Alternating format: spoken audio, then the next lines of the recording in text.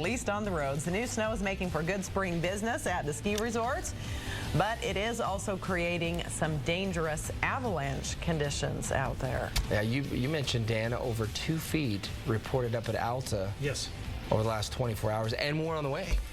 Another 6 to 12 inches will fall at the ski resorts. So if Alta were to get that 12 inches, that would be 37 inches of snow at Alta by when all is said and done. That helps. People will love that. Yeah. This might be the day to take the snorkel up, take the snorkel gear for your ski. I was thinking about calling in sick to work. Do a little skiing. Tomorrow would be also just about as good. It is 34 in Salt Lake City right now, so mostly slush on the roads in the lower valleys, but the bench areas are close to or below freezing, so we are seeing problems there. 31 degrees in Vernal, and the cold spot is Ely at 14. Take a look at the bigger picture. You can see from Great Falls, where it's 31 to 32 in Lander. Denver is 40. Las Vegas is 46, and San Francisco is 46 as well.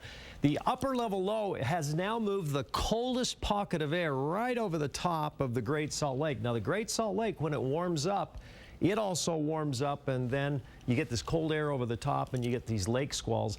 Let's look at Live 5 Viper, because this will give us a pretty good idea of what has been happening. I've zoomed into this area. We've seen one snow squall moving off of the lake. It hits Centerville, Bountiful, North Salt Lake, and has moved inland just a little bit. Still some snow up to the north around Layton.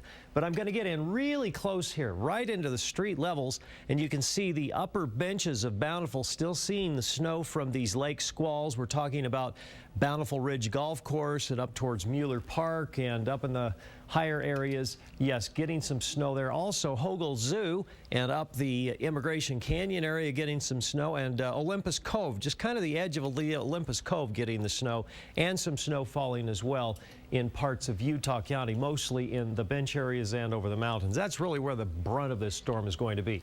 The picture is like this.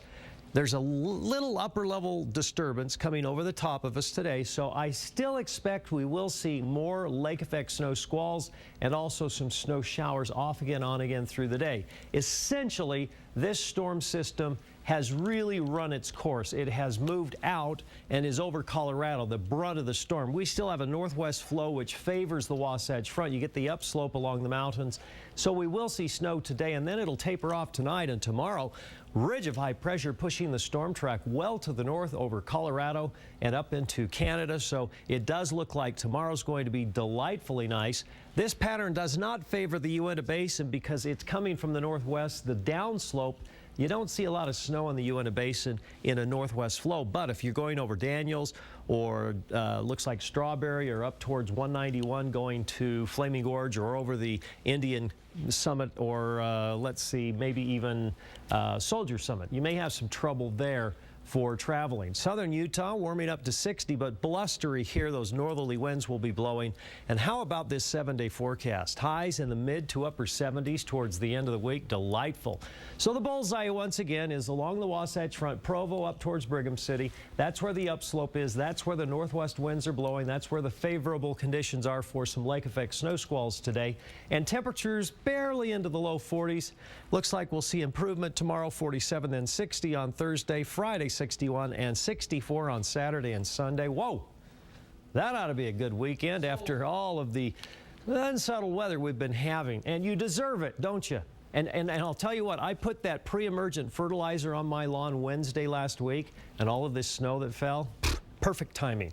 Still not too late to do it, though. And you can catch up on your sleep because you didn't get any last night after being so excited for the storm. No, I don't sleep when there are storms. I just get way too excited Too excited. So, yeah, maybe I'll sleep a little bit tomorrow with partly cloudy skies. It's like a kid on Christmas Eve. I am. Get it Love the snow. All right, Dan, thank you. 5:51 right now. Let's take a look at traffic. Of course, that's